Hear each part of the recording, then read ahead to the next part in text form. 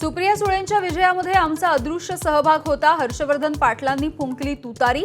जंगी कार्यक्रम घेत मुलगा आणि मुलीसह पवारांच्या राष्ट्रवादी काँग्रेसमध्ये प्रवेश।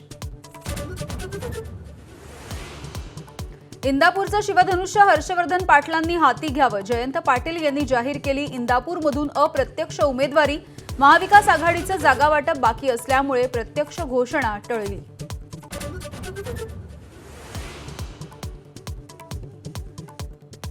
शरद पवार अजित पवारांना लवकरच नवीन धक्का देणार। रामराजेंच्या पक्षप्रवेशाचे खुद्द शरद पवारांकडून संकेत। 14 तारखेला फलटणचा दौरा।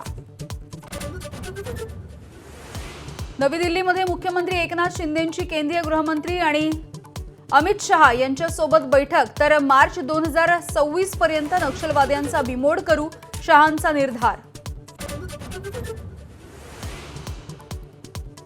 उद्धव ठाकरेंना 2.5 वर्षांसाठी मुख्यमंत्रीपद देण्यासाठी भाजप तयार होती, पण ठाकरे काँग्रेस आणि राष्ट्रवादीच्या सोबत गेले।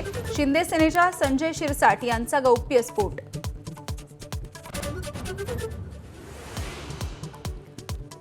तुमची 2.5 वर्षातली कामं दाखवा आणि आमच्या 2.5 वर्षातली कामं दाखवतो। एकनाथ शिंदेंचं उद्धव ठाकरे आणि महाविकास आघाडीला आव्हान।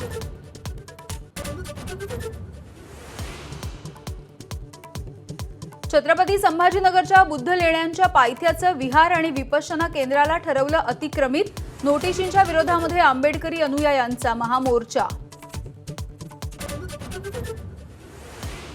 धनगर आरक्षणामधला मोठा अडथळा दूर। धनगर जातीचे 6 दाखले सरकारकडून रद्द। मात्र नरहरी झिरवळांचा आक्षेप। महाराष्ट्रामध्ये धनगर ही जातच नाही। धनगर नेत्यांच्या या दाव्यावरती सरकारची मोहर।